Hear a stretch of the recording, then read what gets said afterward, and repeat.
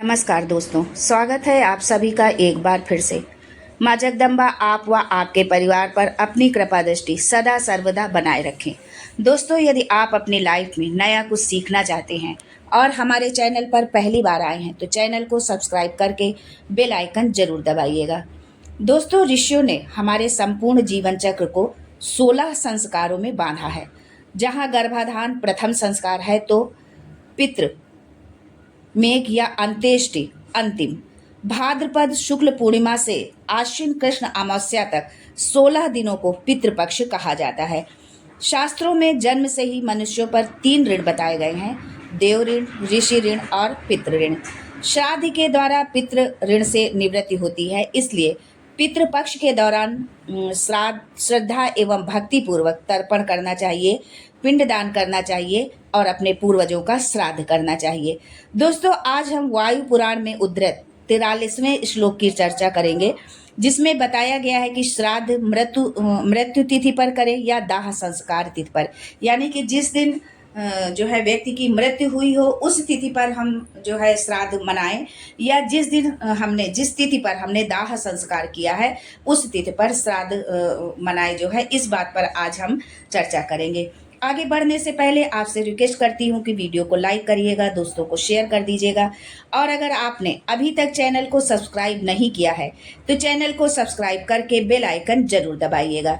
दोस्तों, वायु पुराण के 43वें श्लोक में गुरुदेव बृहस्पति जी सुना रहे हैं कि हे पुत्र, पितरों की मृत्यु तिथि को किया गया श्राद्ध अक्षय हो जाता है, इसलिए दाह संस्कार की तिथि नहीं है, इसमें मृत्यु की तिथि है, यानी जिस दिन व्यक्ति की मृत्यु हुई हो उस दिन जो है श्राद्ध मनाना चाहिए। वैसे भी प्राण निकलने के बाद शरीर को ज़्यादा समय तक जो है नहीं रखना चाहिए। इस ग्रंथ में बड़ी अद्भुत बात कही गई है कि 36 घंटे तक सबका अंतिम संस्कार हो जाए, यानी मृत्यु के बाद 36 घंटे तक 1.5 दिन के अंदर जो है अंतिम संस्कार हो जाना चाहिए। ये नहीं कि बर्फ के ऊपर 8-8 दिन तक आप रखे रहें, जो है हमारी संस्कृति ये नहीं है। हाँ, कुछ देश ऐसे हैं, यदि किसी की मृत्यु हिंदू की हो गई हो तो परमिशन 28-28 दिन बाद आती है। यदि हम किसी और देश में रहते हैं, कहीं कहीं ऐसा हो जाता है, कभी कभी तो 1-1 महीने भी हो जाते हैं।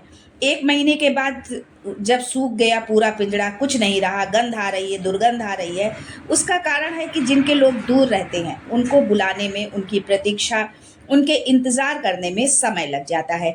उनको भी जल्दी आ जाना चाहिए। 36 घंटे का मतलब है कि 1.5 दिन, इसके बीच में अंतिम संस्कार, दाह संस्कार हो जाना चाहिए। वायु पुराण के अनुसार मृत्यु तिथि को ही श्राद्ध में ज्यादा विशेष माना गया है। दाह संस्कार वाले दिन से मृत्यु तिथि को ही विशेष माना गया है। जिस दिन प्राण आपके निकले उस दिन जो है श्राद्ध करनी चाहिए। दोस्तों, अभी तिथि का निर्धारण कैसे करें ये भी हम जान लेते हैं। यदि 3 बजे से पहले रात में प्राण निकले तो वो पूर्व की तिथि मानी जाएगी। 3 बजे से लेकर भोर में यदि प्राण निकलते हैं तो वो वर्तमान की तिथि मानी जाएगी। मान लीजिए कि किसी की मृत्यु 12 बजे, 1 बजे, 2 बजे, 2:30 बजे, 2:45 बजे यदि उसके प्राण निकलते हैं तो उनकी तिथि जो है आज की मानी जाएगी।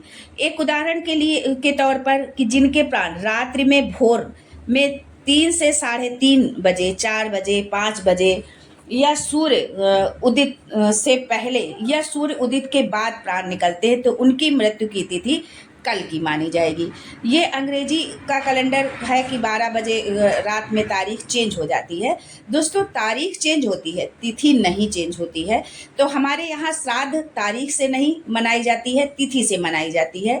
श्राद्ध की परिभाषा तिथि से ही है, तारीख से नहीं है जो है। दोस्तों, ब्रह्म मुहूर्त में तिथि को स्वीकार कर लिया जाता है। 3 बजे ब्रह्म मुहूर्त आ जाता है तो सीधी सी बात है कि 3 बजे से पहले प्राण निकले तो वर्तमान तिथि, और 3 बजे के बाद प्राण निकले तो अगले दिन की तिथि में ही उस श्राद्ध को माना जाता है। ये जानकारी वायु पुराण से है। गुरुदेव बृहस्पति इसके वक्ता है। ये साधारण नहीं है, गुरुदेव बृहस्पति साधारण नहीं है, ये देवताओं के भी गुरु हैं। यदि आप जो है त्रयोदशी भी करते हैं तो वो आप दाह संस्कार से नहीं, वो दिन मृत्यु तिथि से जो है आप गिनिए। जहाँ तक हो दाह संस्कार में समय आप ज़्यादा न लगाइए कि किसी की मृत्यु हो जाने के बाद आप उसको जो है काफ़ी समय तक आप उसके जो है मृत शरीर को आप रखे रहें। तो जितना भी शीघ्र हो सके दाह संस्कार कर देना चाहिए। वायु पुराण में ये भी वर्णन है कि यदि किसी के प्राण रात्रि में निकले हैं तो दाह संस्कार रात्रि में नहीं सुबह में करें। पर यदि कोई पंचक वगैरह लग रहा है, यानी अगले दिन जो है यदि पंचक वगैरह लग रहा है, तो उस स्थिति में आप दाह संस्कार कर सकते हैं। यदि किसी के प्राण झरकुटे में ही प्राण निकल गए हो तो उनका संस्कार दूसरे दिन आप कर दीजिए। तिथि वही आप मान लो जिस दिन उनके प्राण निकले हैं। दोस्तों, यदि किसी की मृत्यु जो है अधिक मास में हुई है और जिस दिन उसका जन्म हुआ है उसी तिथि में ही उसकी मृत्यु भी हुई है, जिस तिथि में जन्म हुआ है उसी तिथि में उसकी मृत्यु भी हुई है, अधिक मास में किसी की मृत्यु यदि हुई है तो उस तिथि में उसका जन्म भी हुआ है और उसी तिथि में और उसी महीने में उसकी मृत्यु भी हुई है, तो वायु पुराण में वर्णन किया गया है कि ऐसे व्यक्ति का श्राद्ध ज़्यादा फलदायी होता है। जिस दिन जन्म हुआ है उस दिन यदि विवाह हो उस तिथि पर करना ठीक नहीं, यानी कि जिस दिन आपका जन्म हुआ है उसी तिथि पर जो है विवाह करना ठीक नहीं माना जाता है। ये हमारे ग्रंथों में वर्णन है, लेकिन जिस दिन में जन्म हुआ है और उसी दिन में मृत्यु, उसको बहुत अच्छा माना गया है। अधिक मास में भी मृत्यु को अच्छा माना गया है। यदि किसी व्यक्ति की अधिक मास में मृत्यु होती है तो ये बहुत ही अच्छा माना गया है।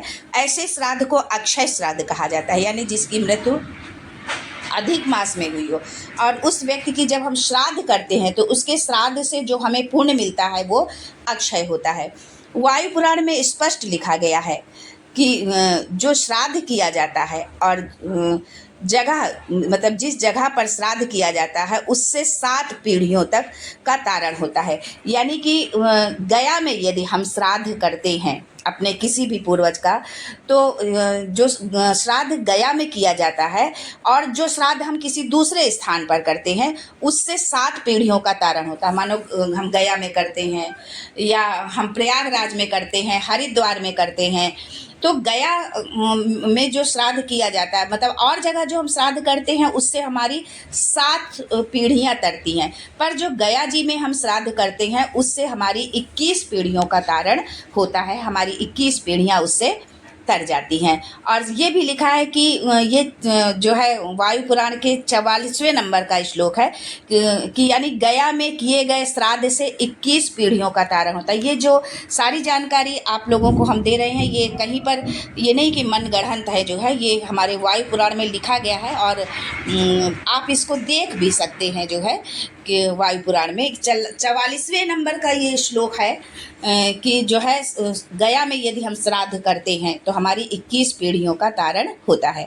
दोस्तों, सब बातों की एक बात यह है कि मनुष्य जीवन मिला है तो व्यक्ति को समय निकाल करके श्री गया जी जरूर जाना चाहिए, तो पूर्वजों के ऋण से वो मुक्त हो जाता है, पितृ ऋण से उसको जो है मुक्ति मिल जाती है। गया जी की इतनी बड़ी महिमा है, तो एक बार सभी लोगों से ये अनुग्रह हाथ जोड़कर विनती है कि एक बार जो है गया जी में जरूर आप जाएं। आगे उसमें लिखा गया है कि गया जी का श्राद्ध जो है वो यज्ञ करने का फल प्रदान करता है, यानी जब हम यज्ञ करते हैं उससे जिस फल की हमको प्राप्ति होती है वो गया जी में यज्ञ करने से उस फल की हमें प्राप्ति होती है। श्राद्धों में जिन्होंने कुआं, बाग, बगीचा, सरोवर, जमीन, गौशाला, घर का दान किया है, मकान बनाकर दिए हैं, तो उसे चंद्रलोक की प्राप्ति होती है। श्राद्ध में रत्न जड़ित होकर कुछ चीज़ें, कुछ सैया दान ये किया है। श्राद्ध में सैया दान की बड़ी महिमा है, इससे पितर अति प्रसन्न होते हैं। यदि सैया को फूलों से सजा करके हम दान करते हैं तो इससे हमारे पितृ जो है बहुत प्रसन्न होते हैं और अनंत काल तक वो व्यक्ति स्वर्ग में आनंद और उसके पुरखे भी स्वर्गलोक में आनंद करते हैं। यानी जिस व्यक्ति ने दान किया है वो भी स्वर्गलोक में आनंद करता है और जो उसके पूर्वज हैं, पुरखे हैं, वो भी स्वर्गलोक में आनंद करते हैं। सैया दान करने वाला व्यक्ति बहुत आनंद और निरोगी रहता है, पूरी दुनिया उसके बस में हो जाती है। आप ये समझ लीजिए कि जिसने सैया दान किया हुआ है, सैया दान का इतना महत्व वायु पुराण में लिखा गया है। आज के लिए बस इतना ही दोस्तों, मिलते हैं फिर आपके लिए कुछ नया, कुछ अद्भुत लेकर। तब तक के लिए जय माता दी and thanks for watching my video.